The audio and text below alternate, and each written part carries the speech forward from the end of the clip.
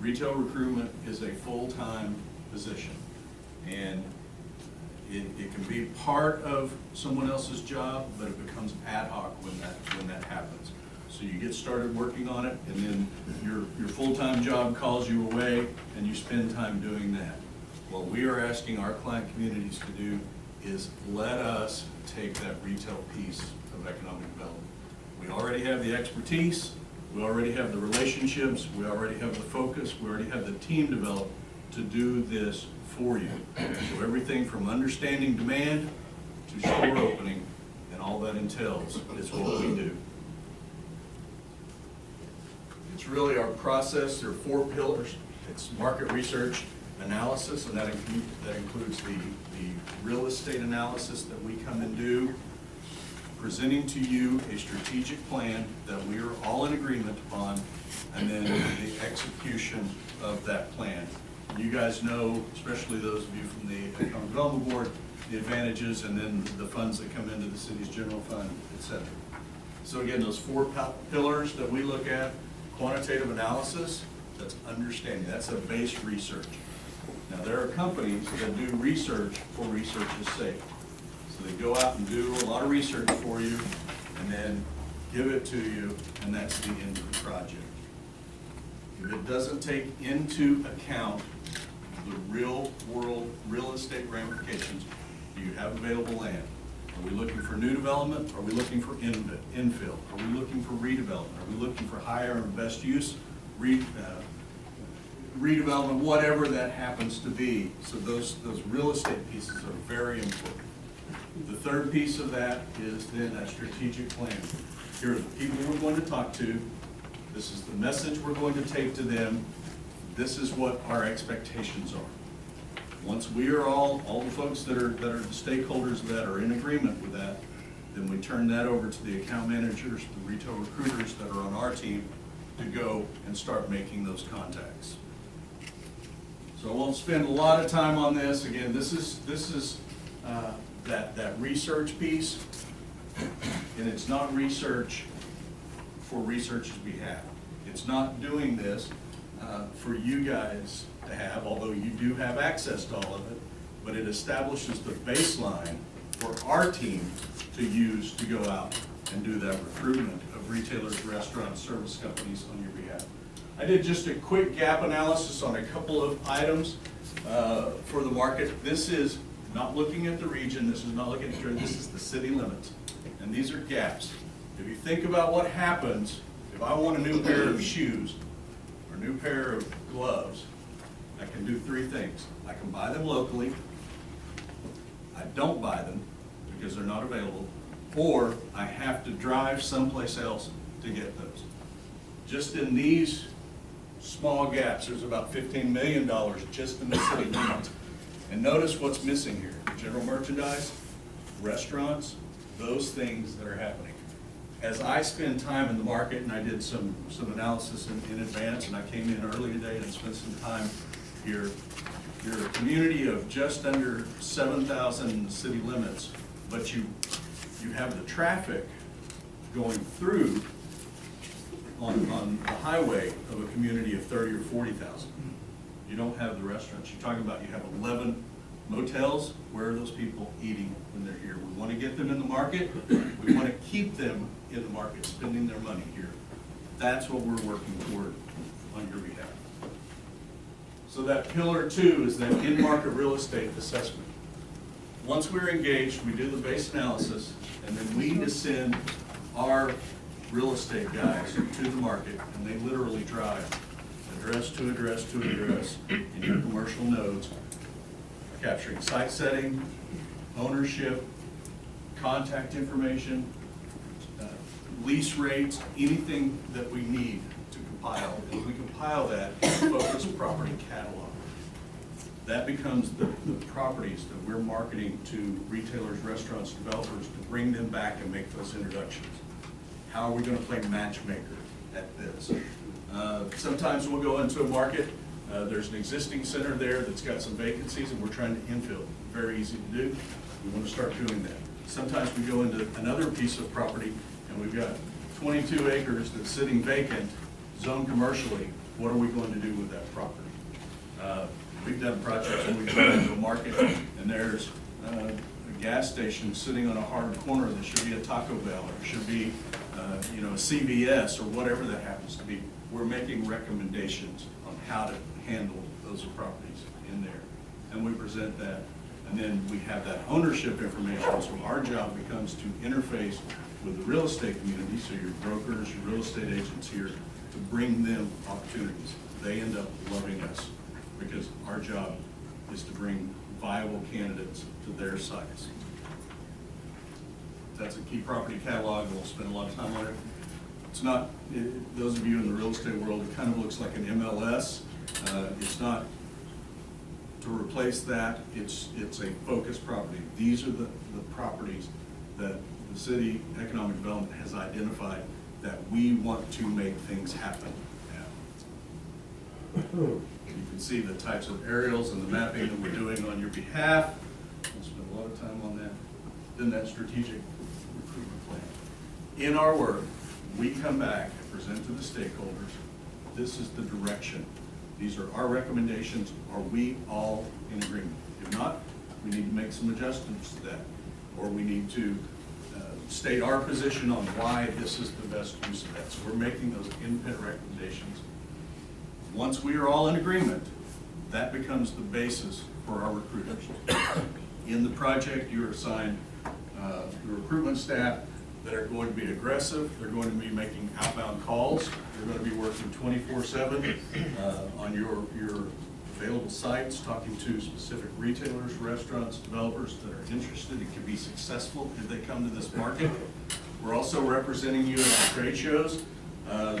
ICSC Las Vegas is coming up in about 4 months. It's the largest real estate convention that happens annually, third week of May.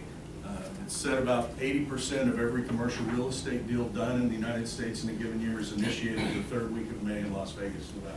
It's very important that you be represented there. It's expensive to send somebody to that show.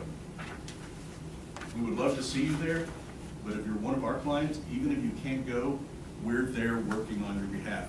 We are proactively setting meetings. We're talking to the people that are interested in the market. We're doing these things. We also do this at ICSC in Dallas, and ICSC in Chicago, and ICSC in New York, and Atlanta, LA, et cetera, et cetera.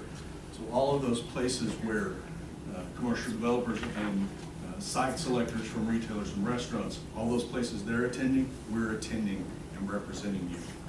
The other thing I would say on this is this last piece is this portfolio review. What we have the ability to do is go into a retailer and say, we're representing these communities, these, as part of it, say we're representing 100. Of those, 7 have very good opportunities for you, Mr. Retailer. And in those 7, I can bring you to the right real estate representative for the properties that make sense for you. It gets us in the door every time. And we're doing that year in, year out. We'll spend a huge amount of time on this. Our NASCAR slides, what the side of our race car would look like with retailers that we've successfully recruited in the markets. I will tell you, last year, in 2014 alone, we recruited over 250 unique retail stores and restaurants into our client cities. It's 5,000 jobs. It's economic development. Those strategies, the types of shows we're attending, the ICSC conferences, Retail Live, Retailer on One-on-One, we're there representing our client communities at all of those. So as I mentioned, we do the research more for our benefit to understand the market and use in our efforts. But once we develop all that material, you have complete access to that. We post it on what's called Basecamp. It's password protected. You can go in, log in, pull any of this information down. It also gives you the ability to have ad hoc requests. So today somebody comes in and says, I need we're doing some website things and I need population at this geography. You simply call us. Within 4 hours, we're posting that back and you can pull all that information down. The other thing that we post to this Basecamp system that's pretty important is what we call an accountability report. So when you You have access 24/7. If you want to know who we're talking to, what the last call was, what the next call is, what site they're interested in, how many square feet are they going to do, any of that information, that is all updated in a living document. So you can see what we're doing on your behalf. So you have a council meeting and you want to report on retail, just go print that report off, and it tells you who we're talking to, what we're talking to about, where we're talking, what's the next step, what's the last step, what's the activity look like that's taking place on your behalf. You can read this on your own. Best in class research, that property catalog and that ability to execute. And that's what we do so well. In our opinion, retail development is as much a commercial development activity on your behalf as it is an economic development activity. And it needs to be attacked like a commercial developer would do that, and that's what we do. So again, it's that life cycle from understanding demand all the way to store opening. Again, the other consultants play here. We're asking you to outsource that entire process to us.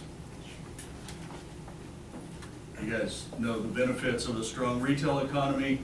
One retailer of size generates significant revenue. It also gives people that are coming in, staying in our hotels, reason to eat, shop here.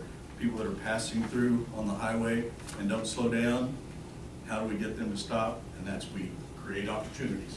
There's a reason for them to stop. There's a reason for them to shop. There's a reason for them to eat here, buy the gas, is that what you buy their gas, whatever that happens to be. Yeah, we spent a lot of time on that. So that was a quick overview. But, yes, sir. I've got several questions, and that's Mr. Rogers first. Yes. Okay, I appreciate your time and your presentation. We have dealt in the city with previous retail organization, as you mentioned. They do the analysis, and for additional fees, they'll do what you're talking about.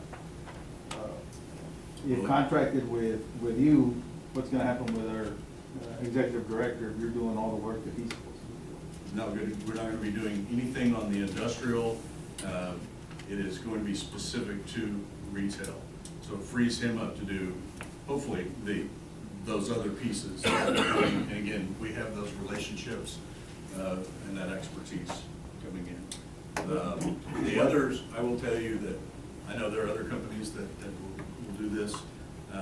We probably will have more people working on your project than they have in their companies. What cities around the San Antonio area do you? Closest cities, we're new in Texas, relatively. Any Aggies in the room? We're working in Bryan and El Campo, would be the closest. That's easy over there. A lot of people over there. Not in El Campo. We have completely changed. You go look at what's going on in El Campo. We've completely changed, and there's an article that I can send you talking about their experience in their first year with working with us. They've had more retail growth in the past year than they probably had in the past decade. One of the issues that we've had here in Floresville, prior to the board that's in place, before even I came on, was that we had individuals that were a lot closed-minded and wouldn't allow our executive director to travel to these trade shows, even though we had the documentation.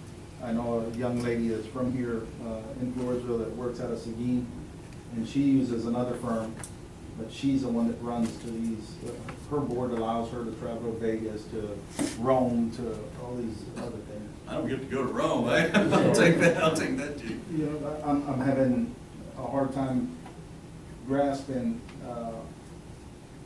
how you can benefit us here in this small community in rural South Texas, and what you have to offer to a market like ours. What kind of experience do you have? If not in Texas, what small areas do you You serve? go look at our client list and we can send it to you. The vast majority of our client cities are under 20,000 and well under 20,000. And I can send you that list, but we're working all over the South in smaller communities where you have one staff member, or a lot of times 0 staff members in economic development. They have full-time jobs, and retail is typically something that is something that you work on a little bit, and then you get other things going, and it's the focus of what we're doing. Your director is still monitoring and still managing everything we're doing. We're reporting up to them, making sure we're all doing the right things on your behalf. But, you know, we can send you the list and the types of successes, but it's not Dallas-Fort Worth that we're working with. It's not San Antonio. It's Floresville. It's El Campo. It's Tullahoma, Tennessee. I mean, those are the types of communities we're working with. And as a contractual component of an organization, we as EDC board members, you would contract with the EDC board. I'm not sure how that will technically work. It would be if it's a joint project with the city and EDC, or EDC only, or however, I don't know. Yeah. Mr. Rogers, I'm sure you noticed that there's probably 3 retail centers in Floresville besides downtown. Mhm. The old Walmart, the new Walmart, and the HEB. And I'm confident all 3 of those spaces have somebody that's marketing their particular area. So does your company supplement that or work together with them? How does? It does. We interface with those people, but it's also, remember, that's not all of the market. There are other properties where Right. they don't have that representation. So yes, we're interfacing. A great example, we're doing a project in Iowa, and there's a large national developer that did a project there, and they had a tenant leave. We were the ones, and this is a national, this is one of the big guys. We were able to bring a large sporting good chain into that market that they had not had discussions, because they had one person representing lots of different sites, and they hadn't gotten to that. So we're able to bring that, and the company is Macerich. We were able to bring them that opportunity, do their due diligence for them, and help them close that deal. And that's a national, that's a multi-million, billion-dollar company that we're doing those types of services for. So, I have a question. I'm sorry. These cities that you've represented and you've done, have they had properties and land available? Do they have, you mean, do they own Where the you land, or typical- do they, the cities don't own the land typically? No, I'm They saying. have available land. In the city, Yes, is that available in the ones you've been at? yes. Because I will tell you that in Floresville, we have no land available and no buildings available. What we have are buildings downtown that will require 40,000 plus to get them up to standards. And they're too small for these retailers wanting to come in. You know, actually, you want to make? Well, go ahead. Well, you know, you mentioned about restaurants, and we're completely aware of that shortage. And one of our big shortages here is the strip center type Right. of box places. Developers. Mr. Baker's identified a number of people that are ready to go in those places, but we don't have the strip center.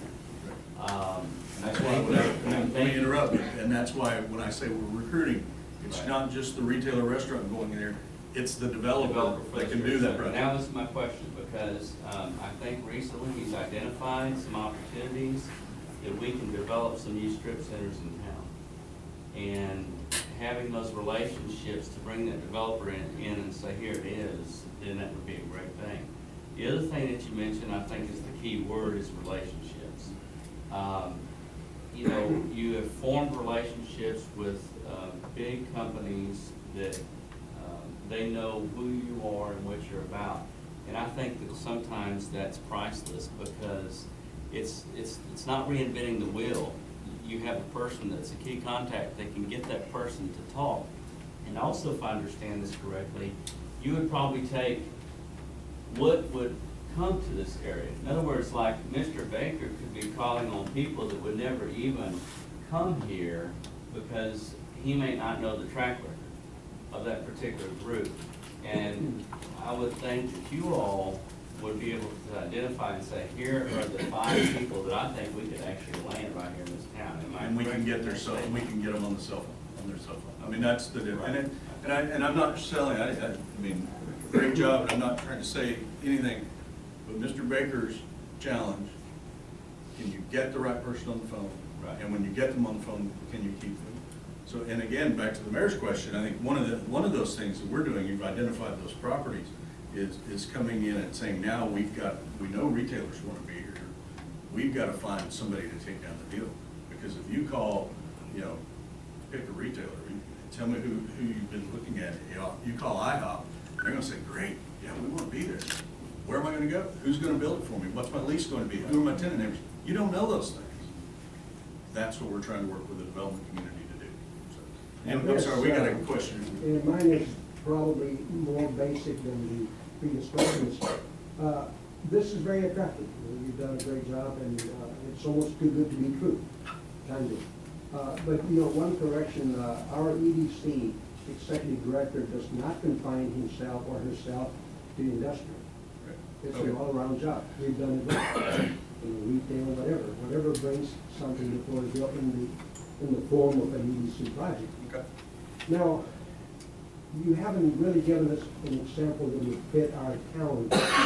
And then again, the question is, those little towns that might be comparable to us, do they have an EDC? Do they have a full-time executive director? Some do and some don't.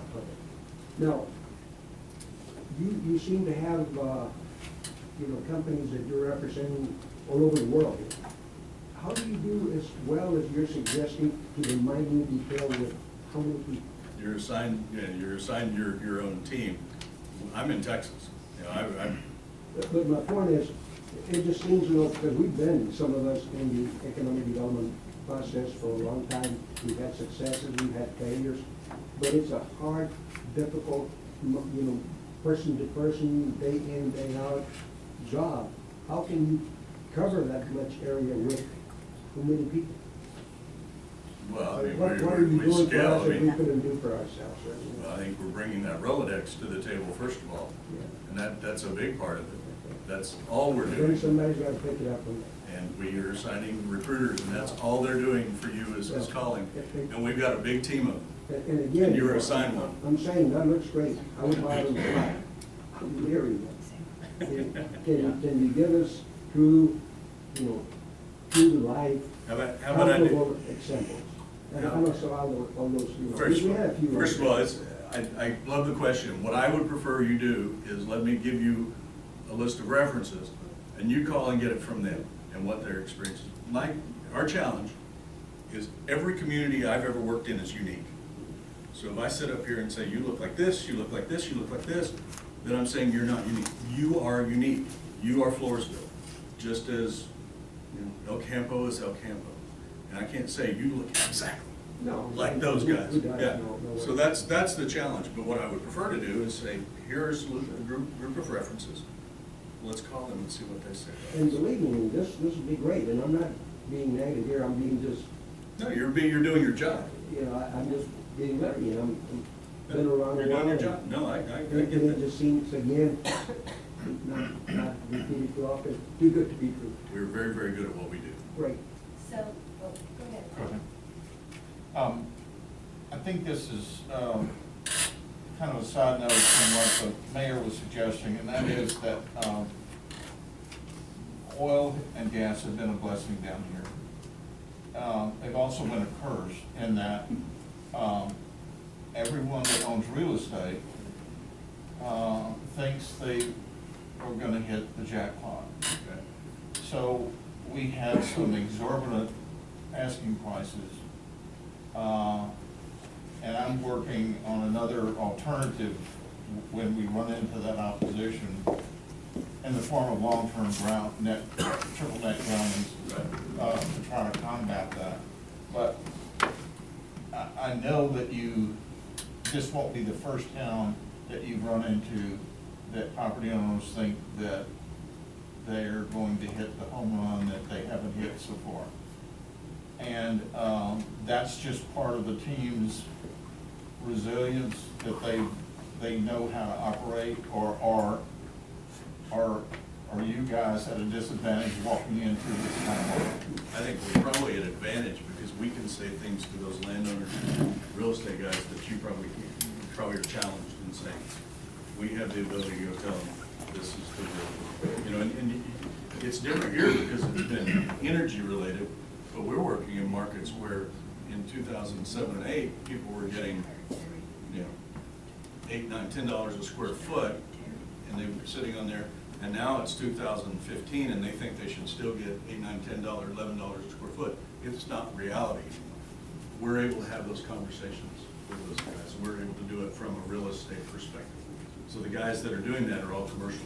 Our recruiters are all commercial real estate agents that are working for you. Yeah. We're not working for you as a real estate agent. We're working for you as a marketing representative. But they're commercial real estate guys. They have their licenses. Chip, I know one thing that I know everybody wants to hear is the fee and how that works. If you could just explain that.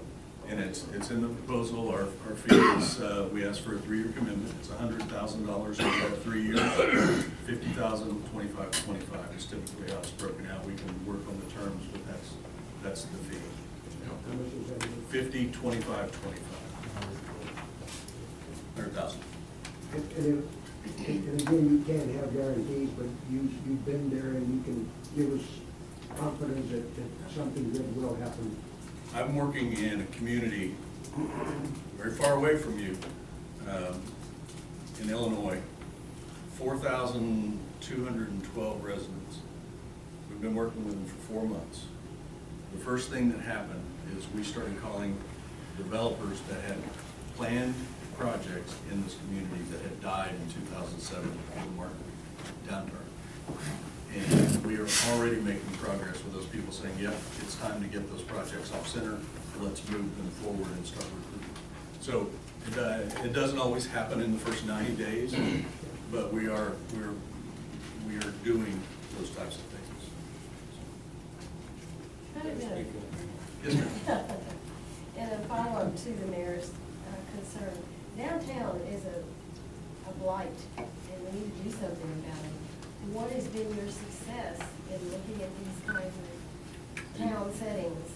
Your downtown is not, we're not going to recruit a box retailer to your downtown. Right. You're not gonna get Taco Bell in your downtown. When we do our market analysis, though, we're pulling very specific, here's demands, here's the type of things that local entrepreneurs can take down in these markets. As the mayor said, you know, you get your challenges. Is I've got a building that before I can get anyone in there, I've got to do $800,000 of renovation to it. So those are things where you start engaging economic development. Do we have funds that are able to do those? The recruitment is very different in those areas, and the development is very different. We're providing the analysis and the recommendations from that, but there are still lots of other things that need to take place in those situations. And that's a great, you know, you say you got a building that's leaning over, well, I can't go put Jamba Juice in there until it's standing up. Is it unusual to find the same kind of problem Mary Helen is talking about in Middletown? It's not, right? No. Different. There are very few communities under 25 or 30,000 people that you go into their downtowns, and they're really clicking. There are some, there's some. Ours is good. Cisco. It's attractive. Yeah, Cisco is a great, Cisco has, have you ever been there? Fantastic downtown. It's fantastic looking downtown. Their problem is they've got 80,000 cars a day passing on I-20 and nobody's stopping because they stopped in Eastland or they're gonna stop in Abilene. How do we get them to stop there? So that's the problem. So, yes, sir. One last statement, $100,000 for 3 years, what's our guarantee on return on investment on money that's spent? I will say, I can't guarantee I don't own the land. On money. Yeah, but I will say that, and that's that one slide that we kind of hit. The first, the first couple of thousand, you get a Taco Bell, and it's gonna pay back, over time what we've done for you. And that's one retailer. Yes, ma'am. Well, I was able in my last community to go to Vegas to the ICC. It's like everybody's there. But just like attorneys speak a language, engineers speak a language, these retailers speak a language. And my municipality paid the $50,000 to go and have a booth. We were up on the 3rd floor with other municipalities, and we were lonely, because nobody came to see You us. hit golf balls down there. I mean, nobody, they have a whole bunch, they call it municipal road, and it's like, all the suckers who paid their $50,000 to go, because there was, I mean, we bought special presentation, but it didn't happen. The next year, we actually had a company that went for us, and we took meetings with, for us in Illinois, it was really big, Walmart was really big, Walmart, Panda Express, and they had meetings, and they had meetings on this floor, and actually Republic has a huge booth at this thing. So they take meetings, and so you have to, it's all, you know, it's like a conference in a vendor's room, but they take individual meetings. And so when I met Chip at the TML conference, one of the things I said is, everybody wants a breakfast, so if I can get, you know, IHOP, then that's fine, but I don't need to be shopping for Denny's if Denny's not coming this way. So in that way, they understand what's happening, because these people are corporate located in different places, and there's something they're not coming. You mentioned Taco Bell of all things. Lavernia got a Taco Bell, okay? But one of the things Taco Bell said was, we look like a transit community because we don't have the count on our rooftops. But it's all the way how we present ourselves, because all they can do is go to our website and go see. We have somebody like him can help us put it together to say, yeah, they may have these things, but did you know about Eagle Forest Shell? People here in Texas, you all eat that stuff up. In Illinois, they wouldn't believe that my traffic count is increasing 2,000 cars every year. So much so, Texas, I can't keep up with it, and I think FEDC just paid for one in 2014. They just paid for a check. Did the traffic count increase 2,000 vehicles? Then you can put the right spin on it to say, hey, they may not have as many rooftops as you like, but you have to look at the county. County just recently started doing our health inspections. Thank you, county, I really appreciate it. But we have more restaurants in the city of Floresville than they have in the entire county. And so we have to take that into account. He can go out and tell the story. So if you can't get an IHOP, you know, maybe the Pancake House is coming. I'll take a Pancake House. It doesn't have to be IHOP. Applebee's may be coming this way. They may say, no, this area is not coming. Somebody else may come. He can also take what happened at HEB Express. $1.5 million in refrigeration. They added on. That means something to retailers. We need to be able to say it and speak whatever language that they speak to be able to do that, that they can be able to message. He doesn't have to do that. You all did HEB. From what I'm hearing from this historian, you all did HEB. HEB Express is here. They tell me that Bill Miller's is an indicator of where to go and develop. Where Bill Miller's is, they say that developers coming. Well, Bill Miller's is here. They've been here. So we need to be able to go tell the story to people who want to break open this market. We need to be able to do it. Tom's working very, very hard on sending out letters and calling. But what, just like they say on Shark Tank, are they going to take your call and are they going to return that call? And they may not. They say Floresville, that's nice. They look at Floresville, they don't see us. They see San Antonio. They say they got that stuff already. I need him to say, don't look at that. Here it is. Go get me the Denny's. Go get me the IHOP, the Pancake House. If Applebee's not coming, that's fine. Go to Olive Garden. Whoever's going to come this way. Because once it starts happening, that tip will happen. You get it. I mean, if you look how quickly somebody mentioned the old Walmart, I was all excited. They had a dollar store, you know. Now you can't even, that's full. It's 100% full. And you stand in line to get there, because I go to the dollar store and everything. But it's full. And so there's room there to do that, strip mall there, to do those kind of things that can help us to identify, to just make Tommy's job a lot easier to be able to market our community. Because we need to get our name out there. As we're coming up and we're saying that we are a suburb of San Antonio, they have built out that way, they're coming this way. And we have a lot of things already in place. I get all excited because I have an exercise that says, get off for Floresville. It doesn't say get off for Lavernia or Stockdale. It says get off for Floresville. But always Not remember, that I don't like them, but we need to be able to do that. So that's what we're hoping to do, that he can bring to the table. And I'm so glad, and thanks again for the chamber and the county and the city and EDC to be here so everybody can hear it, because it is going to have to be a joint effort. Well, I think you hit it right there, Ms. Henrietta, and we appreciate the work you're doing. The issue is that, yes, we can bring a firm like this in to help us out, but we gotta start helping our own selves out. The negative publicity is what has kept the Taco Bells from Florida, going to Laverne.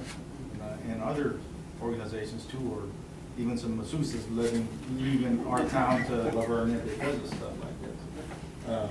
Very good point, on what we need to do, and let's clean up our image and present ourselves and get a good time like this to help us out. Thank you. And another thing to remember, just quickly, and I think you will agree with it, you know, the people don't follow the business, it's the opposite, right? You know, business is kind of where the people are. They're not going to venture into, you know, a nobody area just to see how it's going to develop a business. So we need to also, and that's part of our job, bring people here, not necessarily the businesses first, but the people here that live in Floresville, like the mayor or Danny was saying before. And we need to make this a destination town. But it goes like this. I come and visit, I think, wow, that's a nice place. Where am I gonna eat? Where am I gonna shop? It's kind of the same thing, but my point is, businesses are there to make money, they've got to have people to go into. Chicken and egg. Right, and which came first? Yep. You want both. You want both. I'd like to make a comment if I could, because I like what Jason said and the mayor and everybody about having a joint effort in this. And I don't know if the city people or economic development are aware of what's even going on out in the county for the growth, the new subdivision, the industrial park, FEDC is part of. But I encourage y'all to make a trip and go look at the rail depot. I was amazed this morning of what's out there. And now we're even talking about a big 200 acres that they're looking, is asking Commissioner Gomez, what do you think we ought to put here? We need to put retail, industrial, or homes? And this is in Hispanico. What is Hispanico? You know? And the other thing is people looking, there's no homes. Where do we live? You know? And I talk to all companies on a weekly basis. And one of their things is, there's no place to eat in Florida. So they live in this motel and drive all the way to San Antonio. The other thing to think about, how far is military from city limits of Florida? Look what's going on at 37 in military. 2 miles. You know, right here in our own back door, we're not getting. You know, I mean, I know to me, I agree, we need to work together. And I wish both of these presentations were good, but I want to see the whole city and county grow together. You know, between the city limits of Floresville and Berry County, look what's all going, this solid traffic. You drive on this highway, it's like a train in the morning and evening, all the way almost to 10 o'clock at night. One of the things we talked about at our last EDC meeting was simply maybe coordinating some meetings that have all stakeholders in the county to, and even if we came up with a strategic name of, and kind of market that throughout the county as, you know, this is, we're this team and we're here to do these things. And I thought it would be good because even when somebody walks in to get a county permit, you know, how are they dressed? How are they, you know, is it organized? Is it not? And, you know, you kind of look at all those different phases of it, and really, for the most part, it would all improve. And maybe the packaging that is provided to them is consistent. Maybe it has the county's logo, but it has all the same kind of stuff in it. So that's something we just kind of talked about at our last meeting, that we thought the EDC might need to coordinate with the different groups. Because that's key right there. When you have somebody come in your door, you want them to say, wow, that was a nice first impression. And so there's a lot of things happening all over, and one of the things, you know, it is good to see more homes finally starting to build and more projects going on, because housing is definitely a shortage. Anyway. And we're not growing bedrooms anymore. No, we're not really want. Isn't you volunteer to go to Laverne and tell them that we're Wilson County? Hey, Or Stockdale. I won't make a comment there, you brought it up. But it's just amazing what is going on out there. People aren't even aware, you know. But at a minimum, we being FEDC needs involvement from the county. There needs to be a I agree. dual process there. I definitely Whether agree. anybody else wants to be involved or not is not an issue. to at least the county. But since I've been here, there's been a change Mhm. for the better, I guarantee you.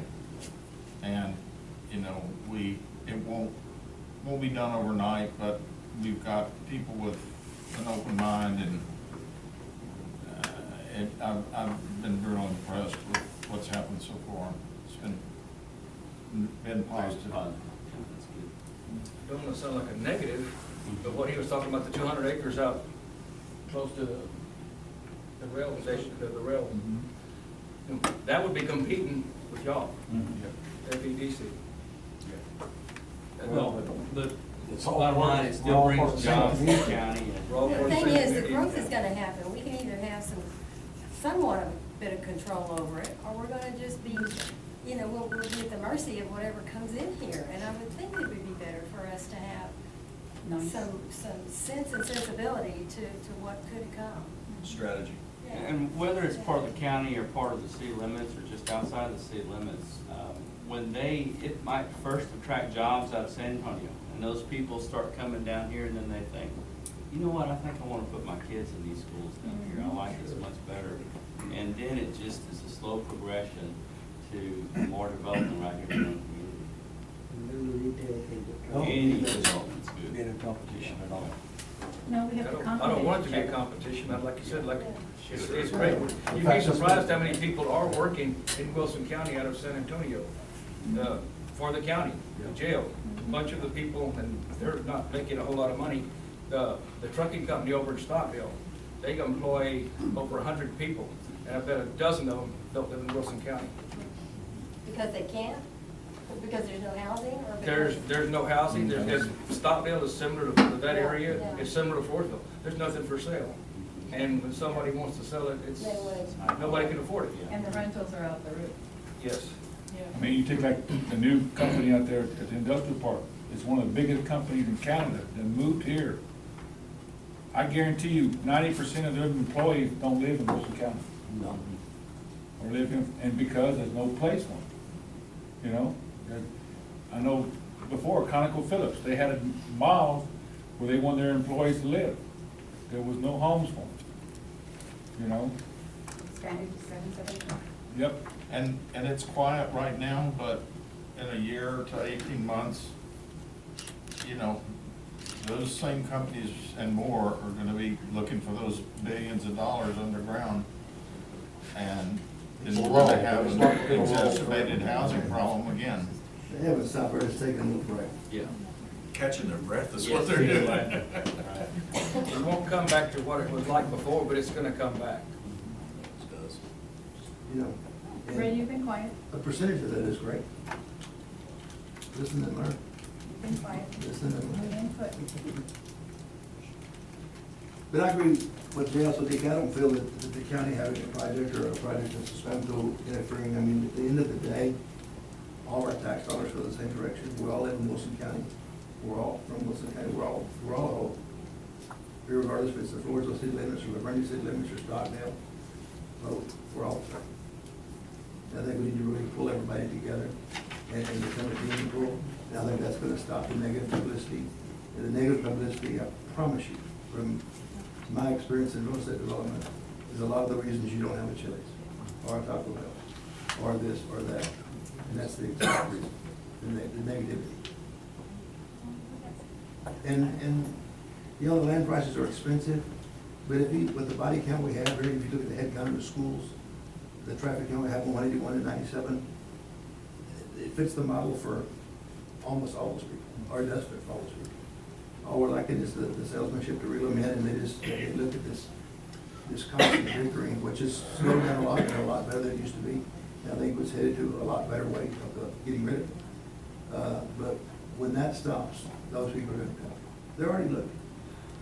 They've already got stuff picked out, and these people, some are gonna be unreasonable forever, but at some point, some people are gonna come back down to earth, and then everything's not gonna be worth $7 a square foot.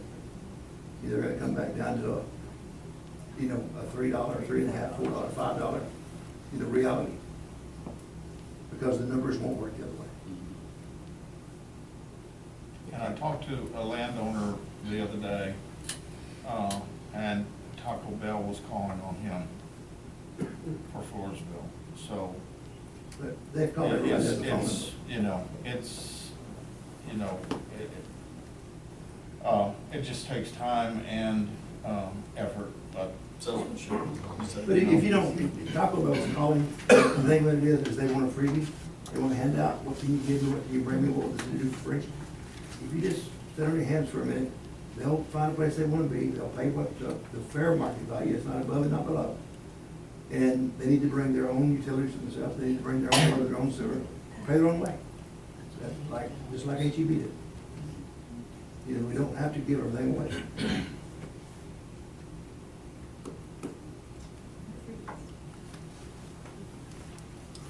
You got my vote on that.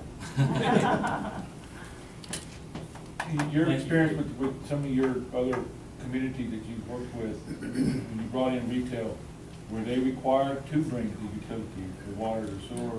We do incentive consulting as an option. I'm not a big proponent of incentives for the exact reason just indicated. If I can prove your clients are here and you're gonna be successful here, why am I giving you everything? That's my opinion, and always has been. There are certain types of retailers that if it's going to change the entire complexion of the community and you want to incent, that's okay. My feeling is if you're going to incent, you incent the development. Because they're the ones that can take down larger numbers of people to come into the market. So, you know, and it sounds like you're in the business, so you correct me if I'm wrong, but pre-2007 or 8, what would happen is a developer could go out to the retail world and say, I've got these 7 centers, your rent is $10 a square foot, and they would pay it. What happened after that, now the retailers will come back and the restaurants and say, I want to be in your center, but I'm only going to pay $8 a square foot. So then the incentive becomes, how do you close that gap? And that's the incentive consulting that we do is, does it make sense to close that gap? And is there going to be an ROI on that? But other than that, I'm not a big fan of incentives. If I can prove your customers are here, why are you asking me to do water, sewer, whatever happens? You know, if you bring in not just these people, but a lot of these people you mentioned, they don't build their own buildings, they don't buy their own buildings, they don't buy their own land. It's developers that build the buildings, they lease them back to them. The guys that are hearing the negativity are the money people, the guy with the dollars in his pocket, that put the money down to build the center, build the freestanding building, whatever somebody wants. But you've got to appeal to those people, and they're not gonna go into a firefight. You know, not when they go, San Antonio's on fire. They're closing on 1,000 houses a month now. We've got to appeal to that person, and if not only attract if we attract the dollars, they're gonna put the facade together, people will come and they'll lease it in towards the Texas. A lot of these guys don't want to buy, they're renters, that's what they do. They're not in the real estate They're business. not in the real estate business, they're not gonna get there. They're gonna leave their money liquid, they'll sign a long-term lease, they'll pay a triple net. But you've got to bring the dollars to Floresville, or attract people with dollars in their pocket, or availability to the dollars. And that's the picture we have to paint. And they're out there. They've come and looked, and they've come and gone, and they'll come again. They're a phone call away. And Mayor, if I may, one of the biggest things that usually communities will incentivize is actually taxes. And the mayor and I have had conversations, as well as Councilman Sahara, to say that Floresville taxes is one of the lowest taxes and has been for consistently for the last 11 years. We have not raised our taxes significantly. So we can sell that as definitely something they can take to the bank. That we've had a history of the last decade of keeping our taxes, I mean, literally, it has been flat line. That on that end, it's a really good incentive to say, you know what, if they're keeping their taxes like that and you come in, we can guarantee you the taxes won't go up, but X over the next 5 years or 10 years, then they can quantify that and take it to the bank. And so taxes are really a thing that people would like to have to incentive. And so we don't have to give them that. In Illinois, taxes are really high. And so one of the things we did was half a vote. So we would cut their taxes for 10 years. But not only would we ask our taxing body to do it, we would go to the schools and have them to do it as well. But here, our taxes are so low, and you all have had the foresight to keep them low, that that's definitely something that we can compete with other counties when you look at the taxes that they pay in their county. And literally, you can come 22 miles and pay less than half the taxes that they pay in their county. It's all a matter of how we tell the story. And I think that's important for us to be able to get that word out, that that's important, that they can sit there and calculate that number. and go to our wonderful website and see what our tax base is. All right. Any other questions? Thank you all very much for your time. I want to thank the accountant, the school district was here, the chamber, for being a part of it. Because we do want to keep that. He was sitting right there. Well, I didn't see him. Who was it? I forgot what his name Clint was. Haskins. Clint Haskins, I believe his name is. Because they have their board meeting tonight, so. Yeah, I knew that, yeah. Okay. Meeting adjourned at 12.